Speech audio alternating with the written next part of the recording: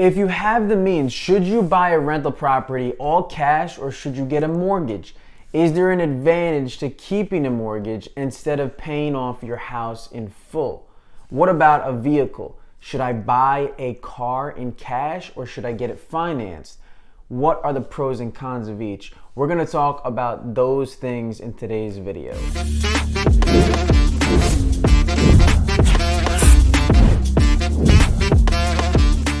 In most situations, you want to try to pay off your debt and prioritize that. But all debt is not created equal. So a debt on a car loan is not necessarily good, but a debt on a rental property that's producing monthly cash flow for you and is appreciating over time is what's considered a good debt. So when we're looking at whether or not to get financing for something, we need to ask ourselves, is this asset, is this thing that I'm going to purchase? First of all, is it an asset? Is it putting money in my pocket? And second of all, is this thing growing in value over time and with time, or is it going down in value? Is it appreciating or is it depreciating? A vehicle is almost always going to depreciate in value, especially brand new cars that you drive off of the lot. You're going to lose a lot of value in the beginning. From the time you purchase that car to the time you go out and leave that lot, you have lost money. And as you use the car, the wear and tear and all of these things on the vehicle will allow the vehicle to be sold at a lesser price than when you bought it. So that's a depreciating asset, and in that situation, you do not most of the time want to finance that. If you can pay for it in cash, you should go that route. Now, in another scenario like a rental property that will appreciate over long periods of time, even with dips in the economy, over long times, real estate has always gone up in value. And if you're also producing monthly cash flow from that rental property, that is definitely an asset, and it's definitely appreciating over time. And in that situation, it may actually be more beneficial to put debt on that property, to get a mortgage instead of paying all cash. Now, it's going to depend on your particular risk tolerance and what your goals are, but that's the case most of the time. Let's talk about now why you would want to pay cash versus not paying cash and what that could look like for you. There are really two ways to wealth, and one way is not better than the other. They are just different things for different people. So depending on your risk tolerance and your goals. One way uses debt, and this way takes on more risk because you have higher amounts of debt, but you can scale and grow quicker in the beginning because you're using other people's money to help you.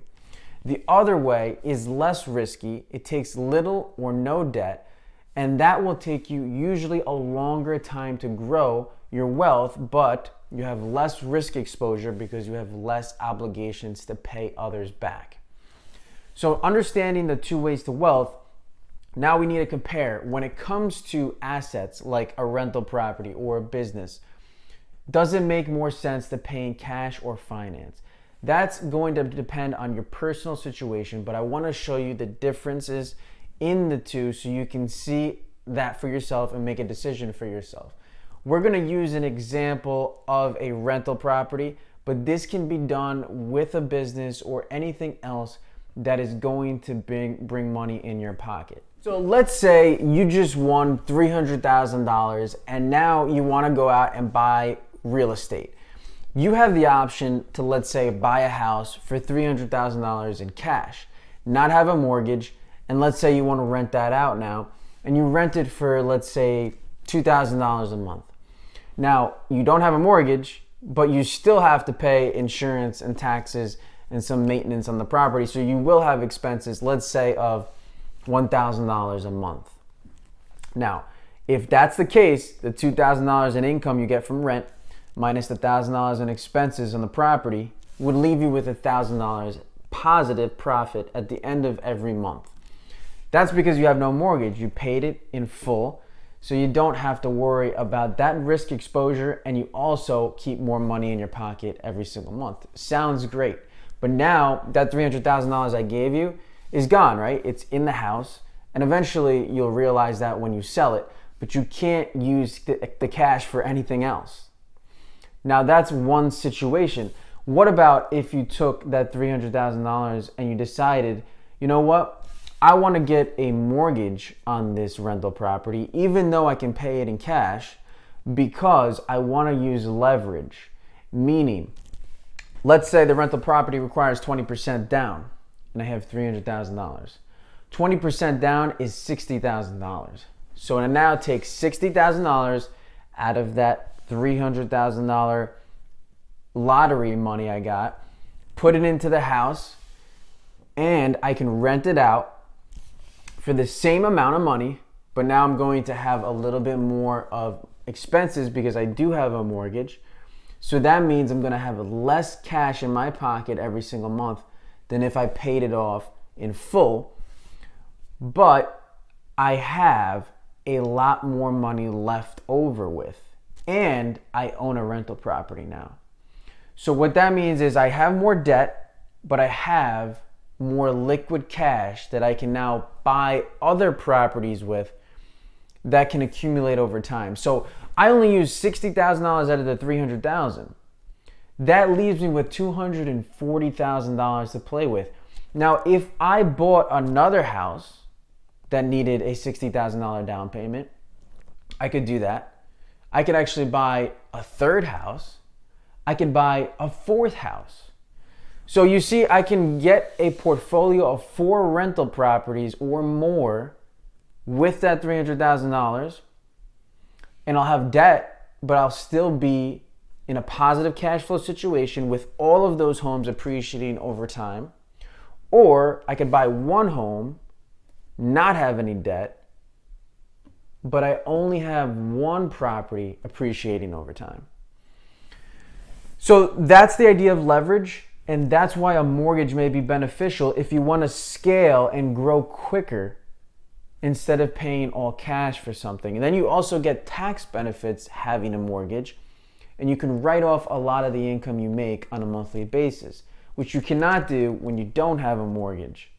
So these are things to consider. Now, this is the same thing now if you were going to buy a business. You can use leverage to help you get into business that you otherwise couldn't get into because you're strapped for capital, especially in the beginning when you're first starting. If I didn't give you that $300,000 or you didn't win it, this would be a different situation. We would be starting from zero, and now we're trying to save our way there. So saving $500, $1,000 a month, whatever it is, will take a long time to get a big down payment for a house.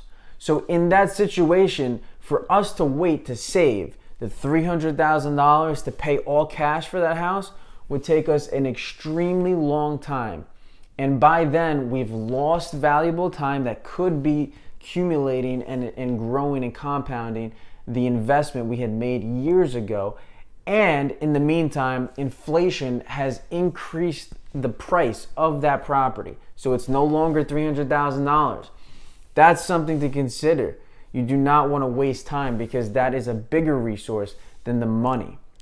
So instead of waiting all those years to save up for cash to buy that house, why don't we save up for a smaller down payment and then leverage and borrow the rest? So now we can do other valuable things while our asset our asset is growing in value in the background. That's what we want to look at and consider. Now, of course, if you don't want to take on that risk and you just don't have a goal of growing quickly and you just want to pay down your debts and be debt free, keep things simple, then pay things in cash, wait the time until you have it, and do it that way. There's nothing wrong with that. This is just a different strategy to look at and consider. So to wrap things up, always try to pay cash for things that depreciate in value over time, things that you consume that do not make you more money. Try to pay those in cash if you can afford to do it. And if you can't, try to pay it off as quickly as possible. When it comes to appreciating assets, you want to consider both sides, cash and financing. Do not just say cash is always better and financing is always better. It's going to depend on the situation that you're in, what your goals are, and what your risk tolerance is, which can change and evolve over time. So look at the two things and then say which makes the most sense for me. Thank you for watching today's video. I hope that was helpful. Please leave a comment down below if you have any questions. Otherwise, have a great day. I'll see you on the next video. And remember to keep going, keep learning, and keep grinding.